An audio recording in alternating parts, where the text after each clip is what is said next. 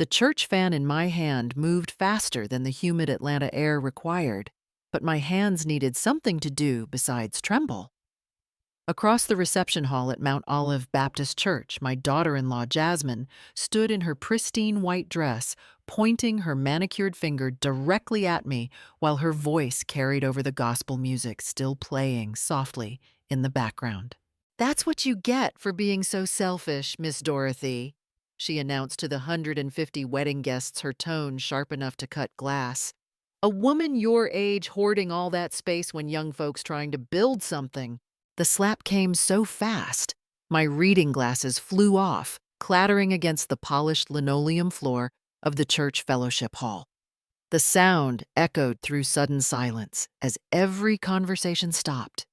Every fork paused, halfway to mouths full of my sister's famous sweet potato casserole. My cheek burned, but the pain spreading through my chest felt worse. I touched my face where her ring had caught the skin, drawing a thin line of blood. In 73 years of living in the South through Jim Crow and integration through raising 5 children as a single mother, through building a life that nobody could tear down, I had never been struck by family. "Jerome," I whispered to my youngest son. The groom, my voice barely audible over the ceiling fans creaking overhead. But Jerome just stood there in his rented tuxedo, his eyes fixed on the floor like he'd done as a boy when he knew he was wrong but couldn't find the courage to admit it. The silence stretched until Jasmine smoothed her dress and continued her performance. "We need that house, Miss Dorothy. Jerome and I got plans, and you sitting up in that big old place by yourself ain't helping nobody." Her voice carried the authority of someone who'd practiced this speech, rehearsed these justifications. Sister Williams, who'd known me since I was 16 and first joined Mount Olive, stood up from her table near the back. "Chelly, what is you doing?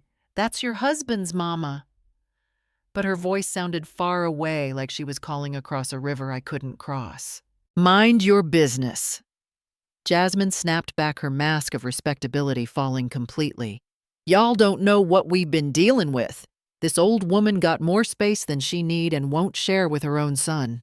I bent down slowly, my 73-year-old knees protesting to gather the pieces of my broken glasses. The prescription had cost me $87 at LensCrafters just last month, money I'd counted out carefully from my envelope marked "personal care" that I kept in my bedroom dresser. That's what everyone saw. Dorothy Mae Johnson, 73 years old, retired cafeteria worker from the school district, living on Social Security and a small pension, counting dollars for eyeglasses and catching the bus to the grocery store because her 2003 Honda Civic was getting unreliable. What they didn't see was the woman who'd learned 40 years ago that being invisible was sometimes the only way to be safe. What they couldn't imagine was the bank account that Robert Earl Johnson, my late husband, had built through careful investments, starting with his trucking company in 1985. What they'd never suspect was that the little 3-bedroom house on Elmwood Street where I'd raised my children was just one of 7 properties I owned across DeKalb County. "Jerome," I said again, louder this time, forcing him to look at me. "You gonna let your wife put her hands on your mama in God's house?" The ceiling fans kept turning. The ice in the sweet tea glasses kept melting. And my son kept staring at the floor, like answers might be written in the pattern of the church's old linoleum. Pastor Hendricks appeared beside me, his brown face creased with concern and embarrassment. "Sister Johnson, let me help you with those glasses." He knelt down his church suit, stretching across his knees, gathering the scattered pieces. "This ain't right," he murmured, just loud enough for me to hear. "This ain't right at all." But it was Mother Williams who spoke the truth that cut through all the shock and silence. "Dorothy, baby, when somebody show you who they are, you believe them the first time."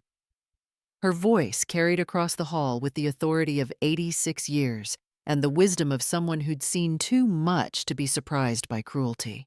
I stood up slowly, holding the broken frames of my glasses, feeling the weight of every eye in that fellowship hall.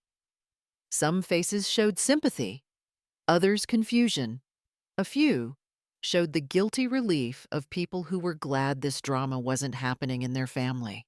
But I was done being Dorothy the victim, Dorothy the poor old widow Dorothy who needed their pity and protection. I pulled my cell phone from my purse, not the flip phone everyone expected me to carry, but the iPhone 12 that Marcus at the AT&T store had taught me to use. I scrolled through my contacts until I found the number I'd hoped I'd never need to call on a Saturday evening. "Charles," I said when he answered on the second ring, "it's Dorothy Johnson. I need you to come to Mount Olive Baptist Church on Boulevard immediately." My voice was steady now, stronger than it had been in months. "Bring the documents we discussed. All of them." Charles Washington had been handling my financial affairs for 15 years, ever since Robert Earl passed, and left me with decisions too big for a cafeteria worker to make alone. At least that's what everyone assumed. "Mrs. Johnson," Charles said, his professional voice immediately alert, "are you certain?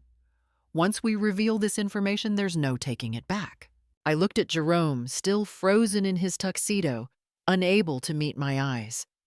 I looked at Jasmine, already turning back to her friends, with satisfaction, believing she'd won whatever battle she thought we'd been fighting. "Completely certain, Charles. 30 minutes, no longer."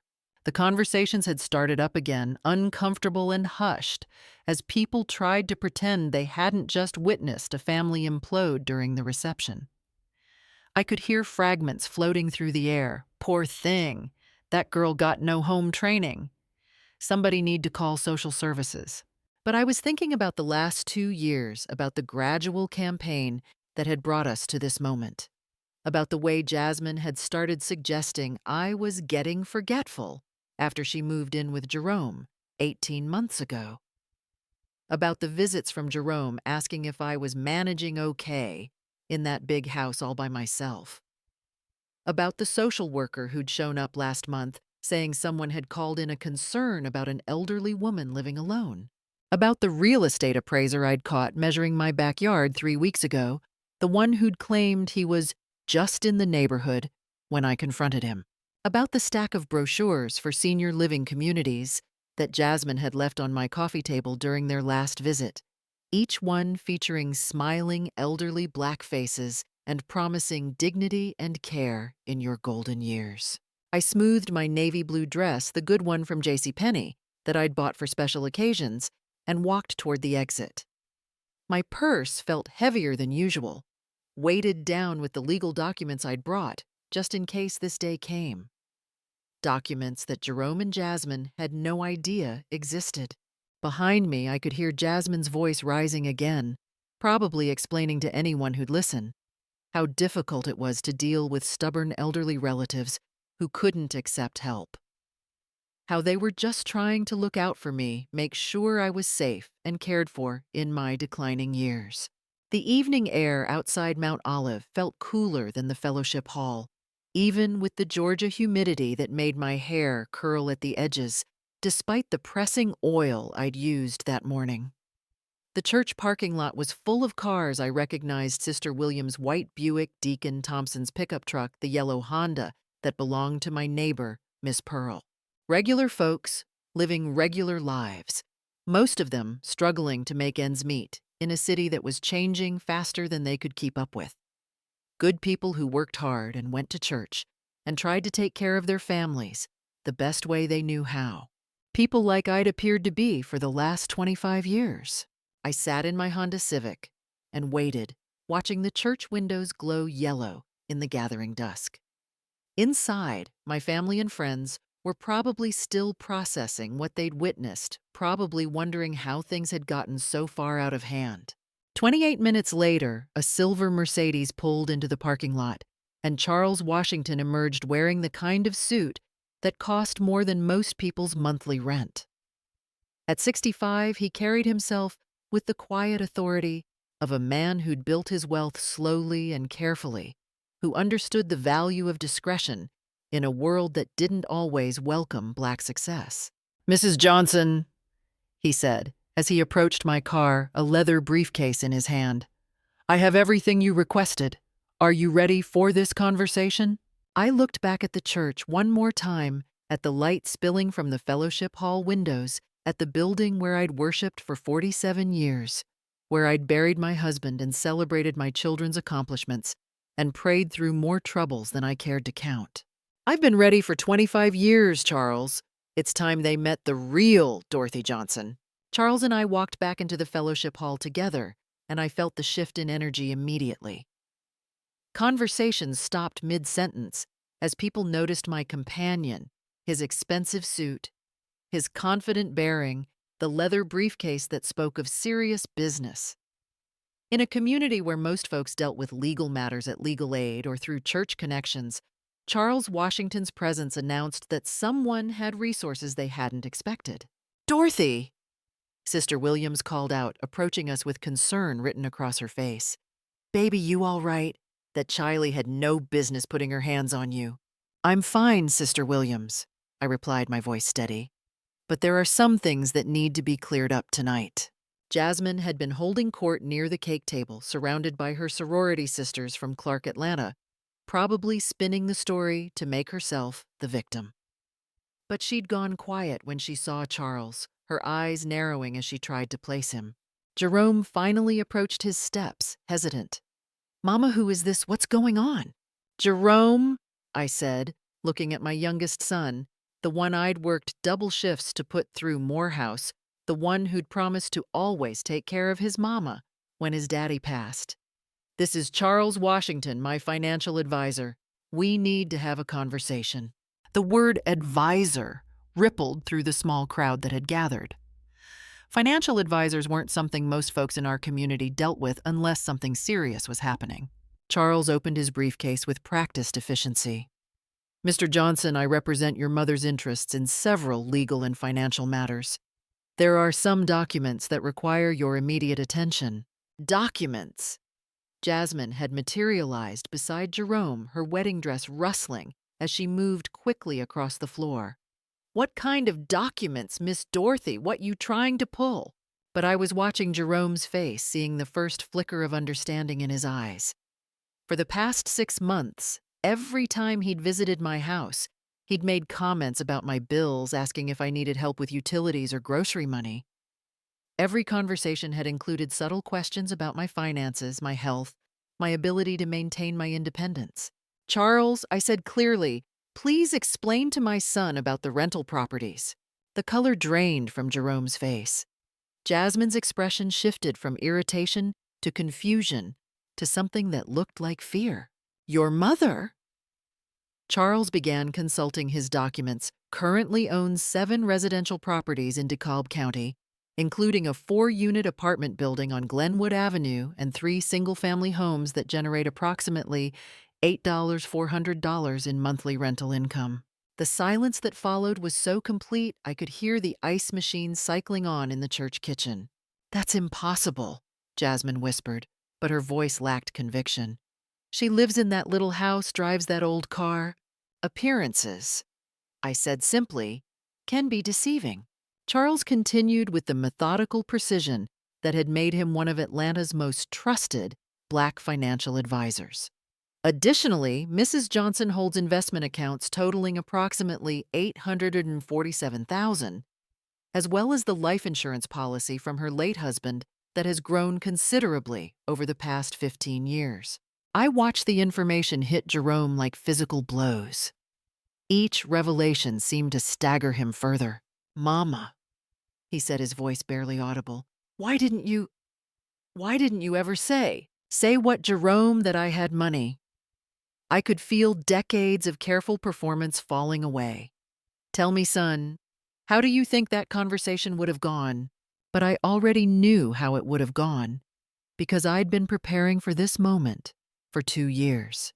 Ever since Jasmine moved in with Jerome and the visits to my house had changed from family time to reconnaissance missions. I pulled my own folder from my purse, the one I'd been assembling, since the first time I caught Jasmine photographing the inside of my house while Jerome was in the bathroom, the one filled with documentation that Charles had helped me gather. "Sister Williams," I said, turning to my oldest friend in the church, You remember when Jerome started asking you about assisted living facilities 6 months ago, about whether you thought I was declining? Sister Williams nodded slowly, her eyes moving between me and Jerome. He said he was concerned about you living alone, said maybe it was time to consider other options. And Miss Pearl. I continued looking at my neighbor, who'd been quietly watching from a nearby table.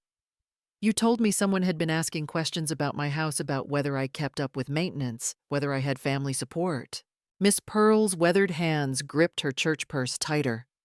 That girl, she said, nodding toward Jasmine, came by my house 3 weeks ago asking all kinds of questions. Said she was worried about you, but something didn't sit right about it. The evidence had been accumulating for months, but I'd needed to be certain before I acted. The phone calls to senior living facilities made from Jerome's phone.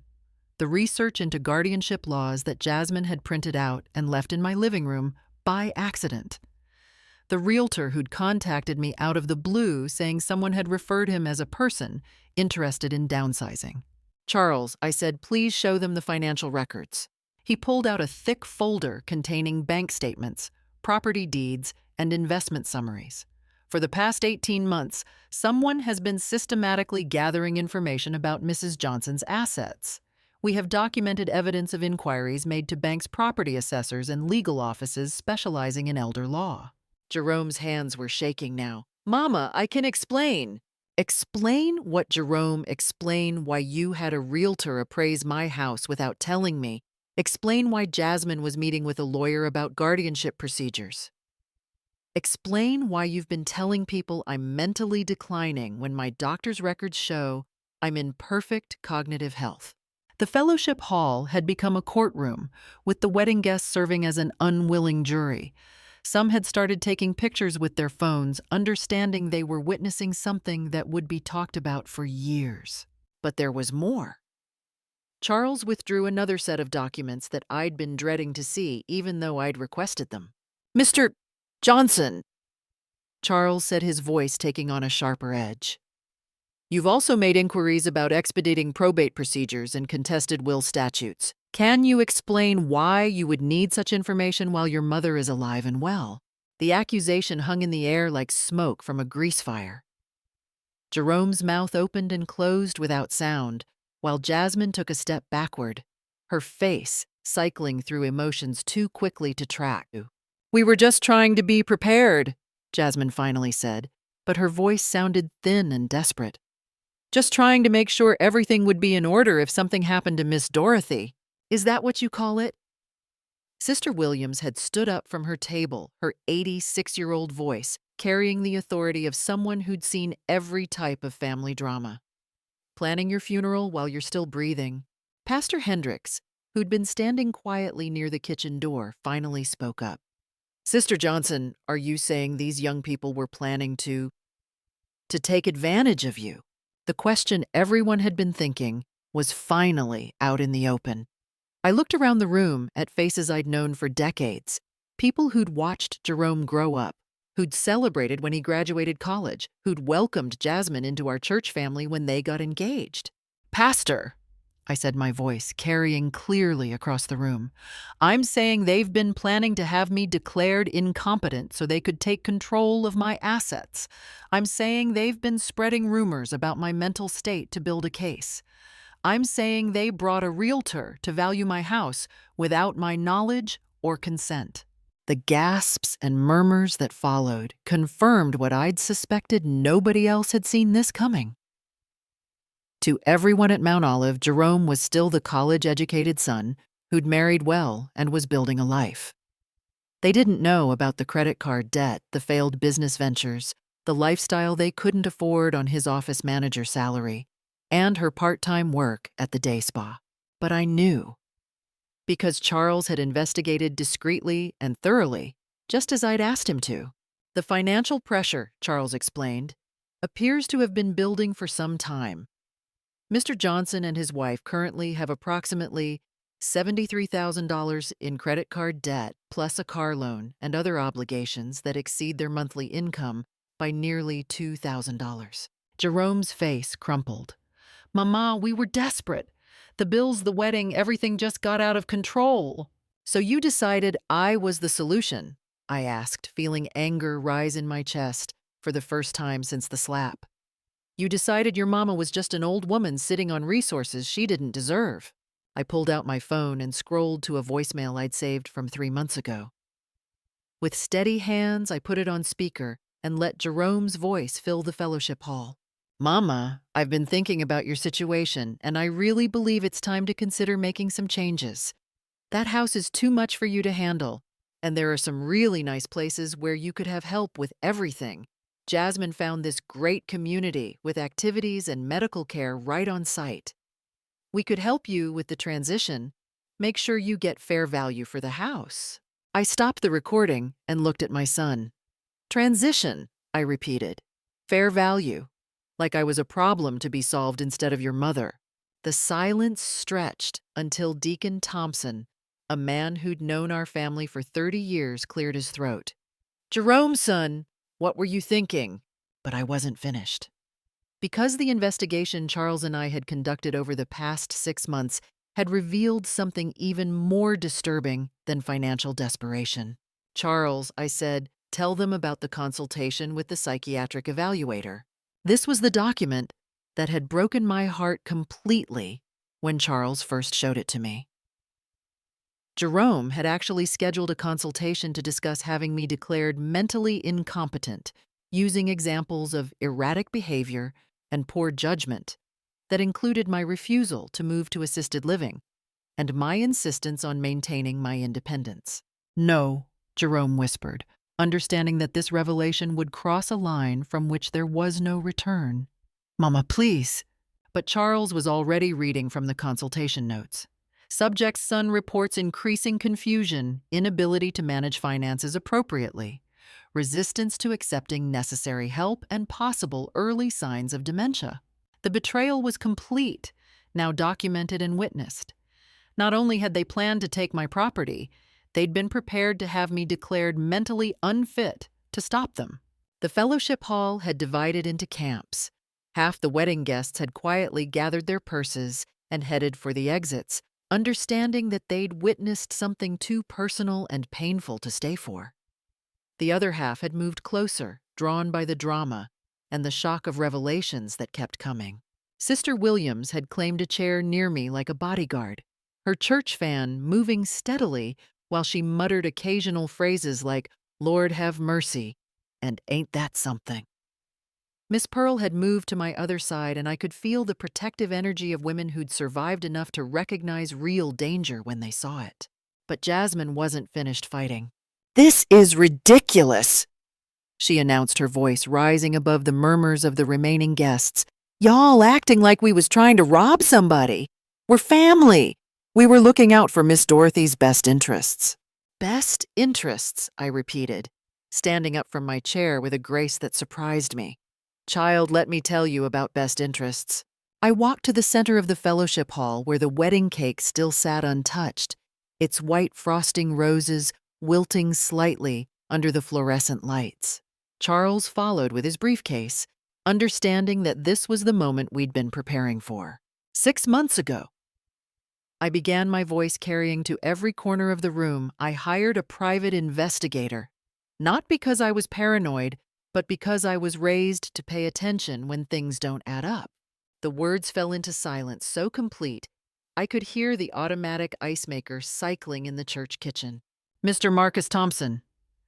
I continued, nodding toward a tall man near the back, who most folks probably assumed was just another wedding guest. "Stand up, Marcus, so everyone can see you." Marcus Thompson rose from his seat, and I could see recognition dawning on several faces. He was a former Atlanta police detective who'd started his own investigation firm after retirement, someone whose reputation in the Black community was solid gold. "Marcus has been documenting everything," I said, feeling a strength in my voice that had been missing for months. "Every meeting, every phone call, every lie you told about my mental state." Jerome had sunk into a chair, his head in his hands, but Jasmine remained standing, her chin raised in defiance, even as her face had gone pale. "Tell them about the insurance policies, Marcus," I said. Marcus pulled out a digital tablet and began reading in the clear, precise voice of someone who'd testified in court many times. Subject Jerome Johnson made inquiries with 3 different insurance companies about increasing life insurance coverage for his mother, Dorothy Johnson. In each case, he represented himself as having power of attorney, which he does not possess. The gasp that went through the room was audible. Attempting to increase someone's life insurance without their knowledge was more than family manipulation. It was fraud with implications that made everyone present uncomfortable.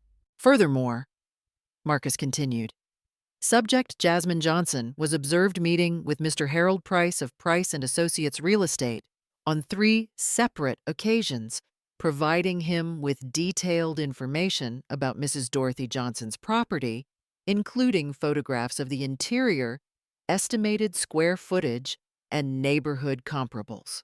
I watched the information hit the room like stones thrown into still water ripples of shock and understanding, spreading from person to person. But the most interesting discovery, I said, taking back control of the narrative, was the consultation with Riverside Senior Living. Charles withdrew a thick folder from his briefcase. Mrs. Johnson, shall I read the details of the inquiry made on your behalf? Please do. On March 15th, Jerome Johnson contacted Riverside Senior Living to inquire about availability and costs for memory care services. He provided detailed information about his mother's alleged cognitive decline, including claims that she had begun forgetting to pay bills, leaving appliances on, and showing confusion about dates and appointments. All lies, I said simply, but convincing lies told by someone people trusted. Jerome finally looked up, his eyes red with tears. Mama, it wasn't supposed to happen like this. We just needed— You needed my house, I finished for him. You needed my money. You needed me to disappear quietly so you could solve your problems with my life's work. But I wasn't done. Because the preparation Charles and I had done over the past months went far beyond simple investigation. We'd been building a case, documenting evidence, and most importantly, planning a response that would be both legal and devastating. Charles, I said, please explain to everyone about the trust. This was the nuclear option, the decision I'd made after seeing the psychiatric evaluation notes. If Jerome and Jasmine wanted to treat me like an asset to be managed, I would show them what it meant to actually manage assets. As of yesterday afternoon, Charles announced, Mrs. Dorothy Johnson has placed all her properties and investments into an irrevocable trust. The trust is managed by myself and 2 other trustees, with specific instructions about distribution of assets. I could see Jerome processing this information, understanding beginning to dawn on his face. What kind of instructions? Jasmine demanded, her composure finally cracking. The kind that ensure my assets go to people who've earned them through love and respect, not manipulation and lies, I replied. The kind that protect me from family members who think slapping their elders is acceptable behavior. The trust document was 47 pages long, drafted by one of Atlanta's most respected estate attorneys. It was ironclad, unbreakable, and very specific about the circumstances under which assets could be distributed. Sister Williams, I said, turning to my friend, how would you feel about having your granddaughter's college education paid for? Sister Williams' hand flew to her chest. Dorothy, you can't be serious. Miss Pearl, I continued, what would you think about having your mortgage paid off? Miss Pearl's eyes filled with tears. Child, what are you saying? I'm saying that people who've treated me with kindness and respect for decades deserve to benefit from my life's work more than people who've spent 2 years planning to rob me. The room had gone completely silent. Even the kitchen noises had stopped, as if the church ladies cleaning up had pressed their ears to the door to listen. Deacon Thompson, I called out. How's that roof fund coming along? Deacon Thompson, who'd been managing the church's building maintenance for 15 years, cleared his throat. Sister Johnson, we're still about $30,000 short for the new roof. Not anymore, I said simply. The power of what I was doing began to register on faces throughout the room. I wasn't just defending myself against Jerome and Jasmine's scheme, I was redistributing my wealth to people who'd shown me genuine care and respect over the years. Mama, Jerome whispered, finally understanding the full scope of what he'd lost. Please don't do this. There has to be another way. There was another way, I replied, my voice gentle but firm. It was called treating your mother with love and respect. It was called being honest about your problems and asking for help instead of trying to steal from me. It was called remembering the values I raised you with. But there was one more revelation, one more piece of the preparation that would complete the picture. Charles, I said, tell them about the recording. This was the evidence I'd hoped I'd never need to use. But Jasmine's slap had made the decision for me. For 3 months, I'd been wearing a small recording device whenever Jerome and Jasmine visited, documenting their conversations about my alleged mental decline, their plans for my property, and their true feelings about their burden of an elderly mother. Charles connected a small device to a portable speaker he'd brought from his car. This recording was made 2 weeks ago during a visit to Mrs. Johnson's home. Jasmine's voice filled the fellowship hall clear and unmistakable. I'm telling you, Jerome, we can't wait much longer. That old woman is going to figure out what we're doing, and then we'll be stuck with nothing. We need to move on the competency hearing soon, before she starts talking to lawyers or somebody else fills her head with ideas.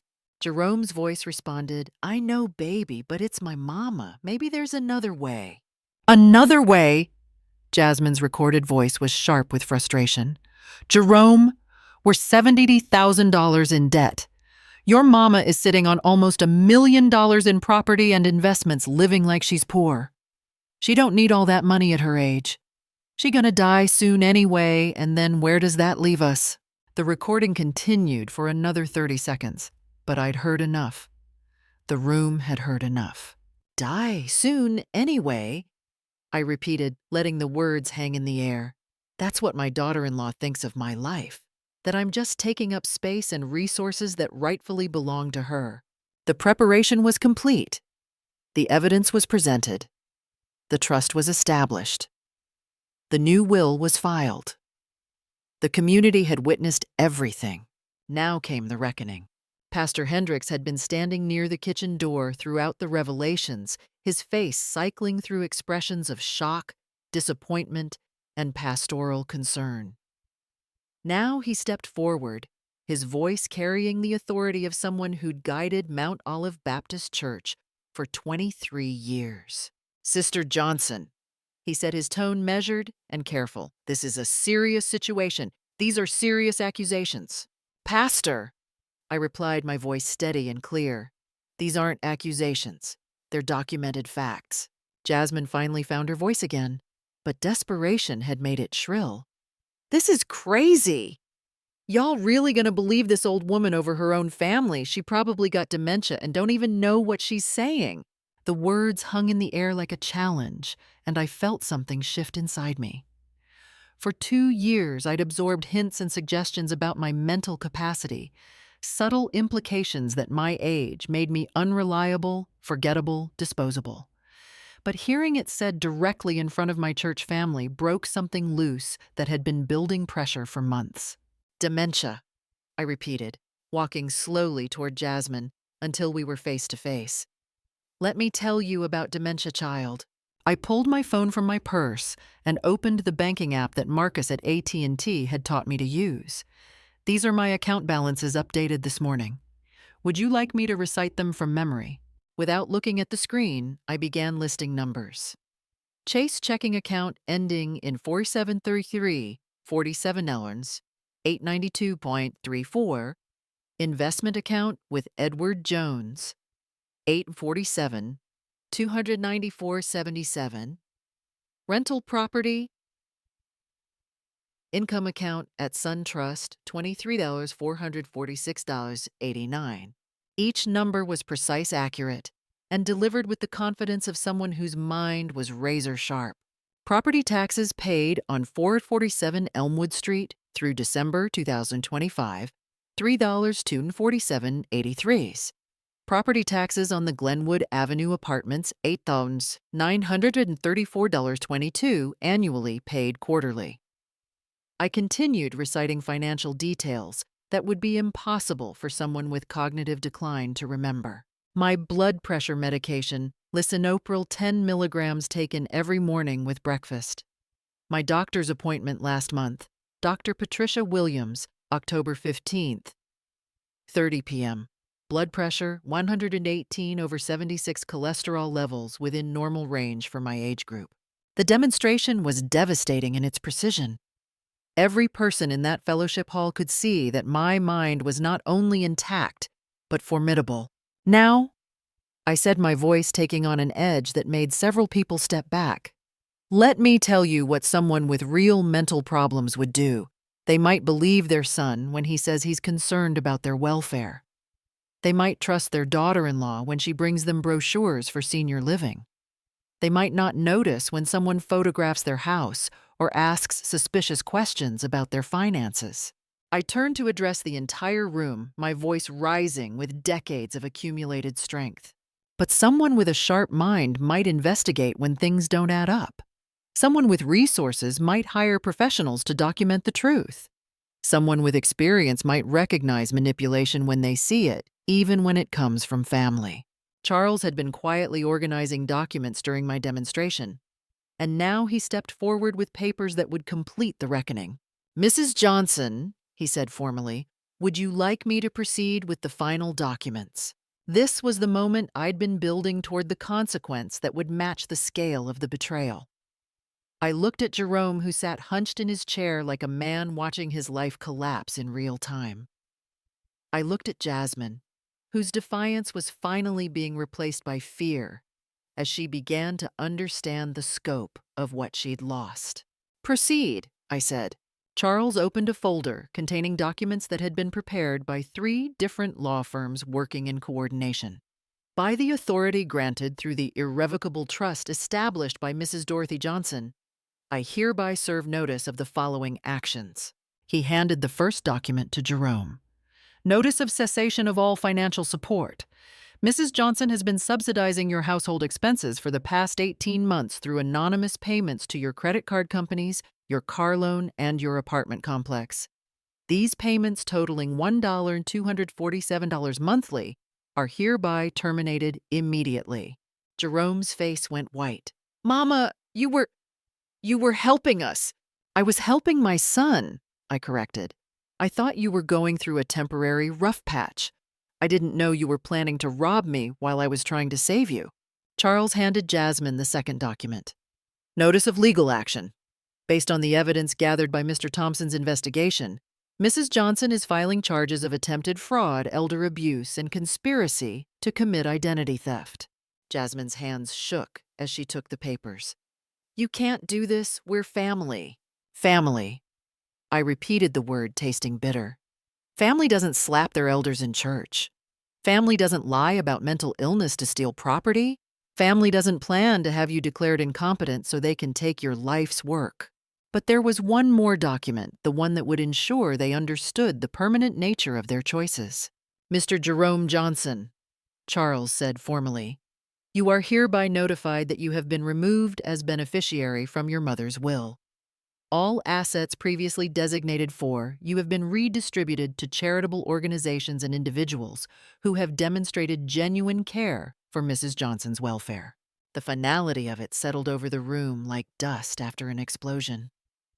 Jerome began to cry, not the silent tears of shame, but the deep, wrenching sobs of someone who understands they've destroyed something irreplaceable. "Mama," he whispered through his tears, "I'm sorry. I'm so sorry. We made a mistake." "A mistake?" I repeated, looking at my youngest son, the one I'd carried for 9 months, nursed through midnight fevers, worked double shifts to send to college. "A mistake is forgetting to call on Mother's Day. A mistake is showing up late to dinner. What you did was plan my destruction while smiling in my face." Pastor Hendricks moved closer, his pastoral instincts finally overriding his shock. "Sister Johnson, perhaps there's room for forgiveness here. Perhaps this family can find a way to heal."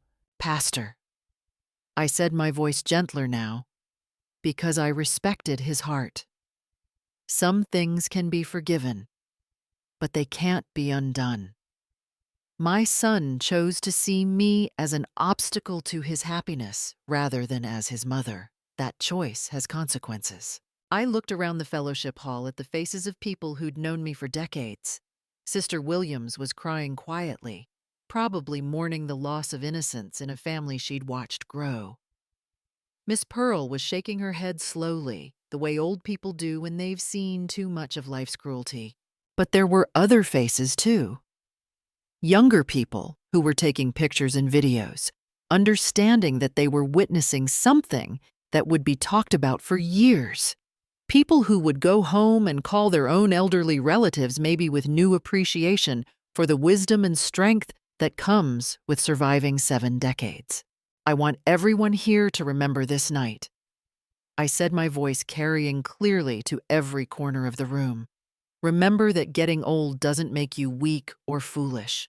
Remember that respect isn't something you lose when your hair turns gray. Remember that family is supposed to be a source of love, not a source of fear.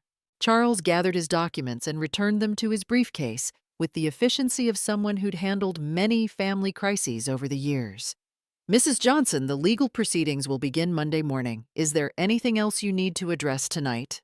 I looked at Jerome one last time, memorizing his face, because I understood this might be the last time I would see him as my son, rather than as a stranger who'd tried to rob me. Take care of yourself, Jerome, I said quietly. Learn to live within your means. Learn to solve your problems without hurting other people. Learn to be the man I tried to raise you to be. Then I turned to Jasmine, who was still holding the legal papers with shaking hands. And you, I said, my voice harder now. Learn that slapping your elders has consequences. Learn that greed destroys more than poverty ever could. Learn that the next old woman you try to manipulate might not be as patient as I was. The reckoning was complete. Justice had been served, witnessed, and documented. The only thing left was to walk away with my dignity intact and my future secure. But first, there was one more gesture to make, one that would define how this story would be remembered. I walked to the wedding cake that still sat untouched on its table, picked up the silver knife that was meant to symbolize Jerome and Jasmine's new life together, and made a single clean cut.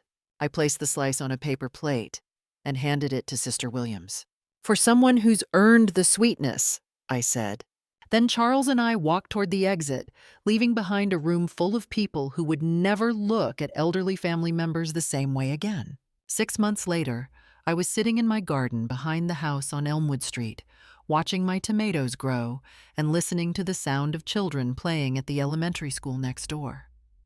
The same house that Jerome and Jasmine had planned to steal from me had become my sanctuary, a place where I could finally live without looking over my shoulder or wondering what conversation was happening behind my back. Charles pulled up in his Mercedes just as I was bringing in the last of the morning's harvest. At 73, I'd discovered that growing my own food wasn't just practical. It was a declaration of independence that fed my soul as much as my body.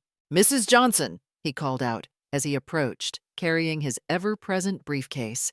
I have the final reports you requested. We settled into the rocking chairs on my back porch, the same porch where Robert Earl and I used to plan our future 40 years ago. The irony wasn't lost on me that I was now planning my future again, but this time without the burden of protecting people who didn't want to be protected. Tell me about the foundation, I said, pouring sweet tea from the pitcher I kept ready for visitors. Charles opened his folder with the satisfaction of a man delivering good news. The Dorothy Johnson Foundation for Elder Protection has received its federal tax-exempt status. We've got office space secured on Auburn Avenue, and Dr. Patricia Williams has agreed to serve as the medical director. The foundation had been my idea during one of the long, sleepless nights after the wedding reception. If my experience could help other elderly people recognize and resist family manipulation, then maybe something good could come from the worst betrayal of my life. How many cases have we received? I asked. 47 in the first month, Charles replied. Everything from adult children draining bank accounts to grandchildren demanding property transfers. The pattern is remarkably consistent: family members who see elderly relatives as assets to be managed rather than people to be respected. Each case that came across my desk felt like looking into a mirror of the past. Stories that were too familiar, too painful, and too common, but also stories that could have different endings if the victims had resources and support. And the legal clinic, fully operational. Attorney Johnson has agreed to handle cases on a sliding scale, and we've got 2 social workers starting next month. Charles smiled as he delivered the information. We've also received a grant from the city to provide financial literacy education specifically focused on protecting seniors from family fraud. The foundation wasn't my only new project. The story of what happened at Mount Olive had spread through Atlanta's Black community like ripples from a stone thrown into still water. Other elderly people had started reaching out, sharing their own stories of family members who'd suddenly become concerned about their best interests when property values rose or financial circumstances became known. "What about Jerome and Jasmine?" I asked, though I wasn't sure I wanted to hear the answer. Charles's expression grew more serious. The fraud charges were processed. Jerome received 2 years probation and community service. Jasmine received 1 year probation and a fine. They're required to attend financial counseling and complete courses on elder care law. And their financial situation, without your subsidies, they had to declare bankruptcy. They've moved into a 1-bedroom apartment in Forest Park. Jerome is working as a supervisor at a call center. Jasmine's day spa job ended when the business closed. I felt a complicated mix of emotions hearing this news. Sadness for the life Jerome could have had if he'd made better choices. Relief that the threat to my security was permanently eliminated. And a strange kind of peace that came from knowing consequences had matched actions. "Have they tried to contact you?" Charles asked gently. "Jerome calls once a month," I admitted. "He leaves voicemails apologizing, saying he's learned his lesson, asking if we can talk. But he's never acknowledged what he actually did wrong. He talks about mistakes and misunderstandings, not about planning to have me declared incompetent or lying about my mental health. This was the hardest part of my new life, the permanent loss of the relationship I'd treasured most. Jerome was still my son, would always be my son, but he was no longer someone I could trust. And without trust, the foundation of family crumbled. "Mrs. Johnson," Charles said carefully, "there's something else I need to discuss with you." I looked up from my tea, noting the serious tone. Jerome filed a petition requesting a portion of the foundation's funding. He claims that as your son, he has a right to benefit from your charitable activities, especially since his current financial difficulties are a direct result of your legal actions. The audacity took my breath away. Even after everything, even after the legal proceedings and consequences, Jerome was still trying to find a way to benefit from my resources. "What did you tell him?" "I told him that irrevocable trusts are exactly that, irrevocable, but I wanted you to know that he hasn't given up the idea that he's entitled to your money." I rocked in my chair for a moment, watching a cardinal build its nest in my cherry tree. The bird worked patiently, methodically, creating something secure and lasting. It didn't waste energy on regret or resentment, it simply built what it needed for the future. "Charles," I said finally, "I want to tell you about the letters." Over the past 6 months, I'd received more than 300 letters from people who'd heard about my story through church networks, community organizations, and word of mouth. Letters from elderly people sharing their own experiences with family manipulation. Letters from younger people thanking me for setting an example of strength and self-respect. Letters from social workers and attorneys asking for guidance on similar cases.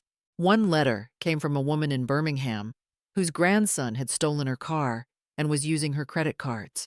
She said reading about my situation gave her the courage to call the police instead of protecting him from consequences.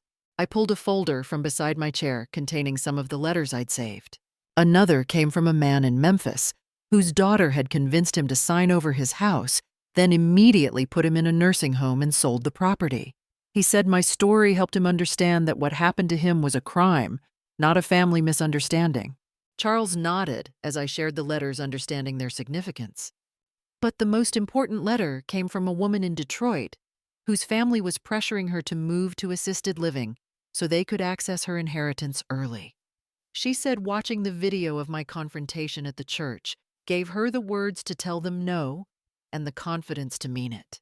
This was the real justice, not the legal consequences Jerome and Jasmine had faced, but the ripple effect of strength spreading through communities where elderly people had learned to expect disrespect and manipulation as normal parts of aging.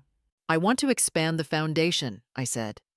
I want to create a scholarship program for young people who demonstrate genuine care for elderly family members. I want to establish a legal defense fund for seniors facing family fraud. And I want to create an education program for middle-aged adults about the realities of aging and the importance of preserving dignity across generations. Charles smiled as he took notes. Turning your experience into a movement. Exactly. Because what happened to me isn't unique. It's just the part that got witnessed and documented. For every Jerome and Jasmine, there are probably 10 families where the manipulation succeeds, where the elderly person gets railroaded into decisions that benefit everyone except them. As the afternoon sun shifted across my porch, I reflected on the woman I'd become over the past 6 months. At 73, I was busier, more purpose-driven, and more socially connected than I'd been in years. The foundation work had introduced me to lawyers, social workers, and community organizers who valued my experience and insights. I'd spoken at 3 universities, been interviewed for a documentary about elder abuse, and consulted with legislators drafting stronger protections for seniors. Mrs. Johnson, Charles said as he prepared to leave, you've built something remarkable from a terrible situation. Your foundation is already changing lives. Not just the foundation, I replied, looking around at my garden, my home, my life that was finally mine to control completely. I've built something remarkable from the ashes of a family that chose greed over love. That evening, as I sat on my porch watching the sunset paint the sky in shades of orange and purple, I thought about the choice I'd made that night at Mount Olive. I could have absorbed the slap, accepted the humiliation, and allowed Jerome and Jasmine to slowly manipulate me out of my home and independence. It would have been easier in some ways, less confrontational, more in line with what people expected from elderly women. But easier wouldn't have protected me. Easier wouldn't have saved the next elderly person from similar abuse. Easier wouldn't have created a foundation that would outlive me and continue protecting vulnerable seniors for generations. The sound of my phone ringing interrupted my reflections. The caller ID showed Jerome's number, his monthly attempt to reconnect. For the first time in 6 months, I answered. Hello, Jerome. Mama. His voice carried surprise and hope. You answered. I've been trying to reach you for months. I know, I've gotten your messages. Mama, I've been thinking a lot about everything that happened. I know I made some bad decisions, but we're family. There has to be a way to work this out. I listened to his familiar voice, remembering the little boy who used to run to me when he was scared, the teenager who'd called me every day during his first semester at college, the young man who'd promised to always take care of his mama.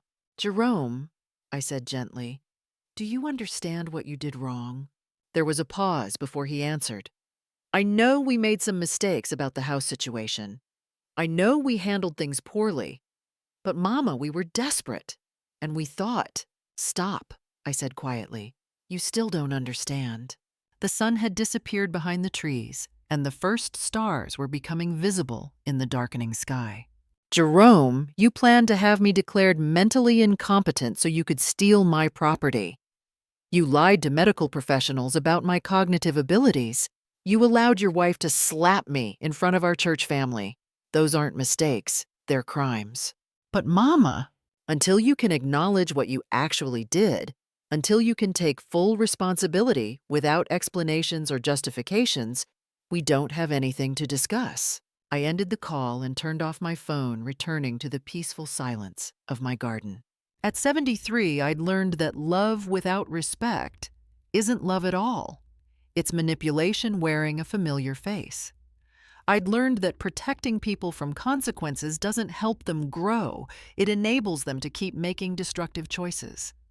And I'd learned that sometimes the most loving thing you can do is refuse to be a victim, even when the people hurting you are family.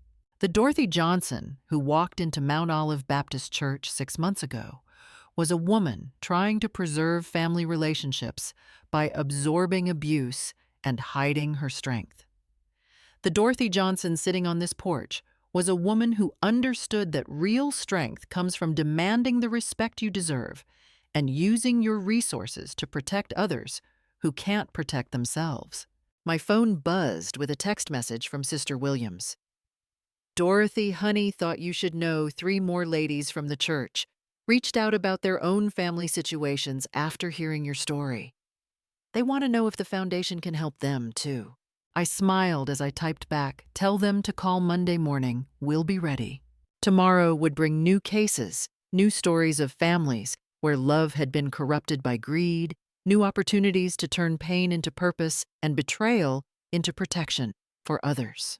But tonight, I sat in my garden in my house surrounded by the life I'd built and the peace I'd earned, knowing that sometimes the best revenge is simply refusing to be destroyed. The real Dorothy Johnson had finally stood up, and she was never sitting back down.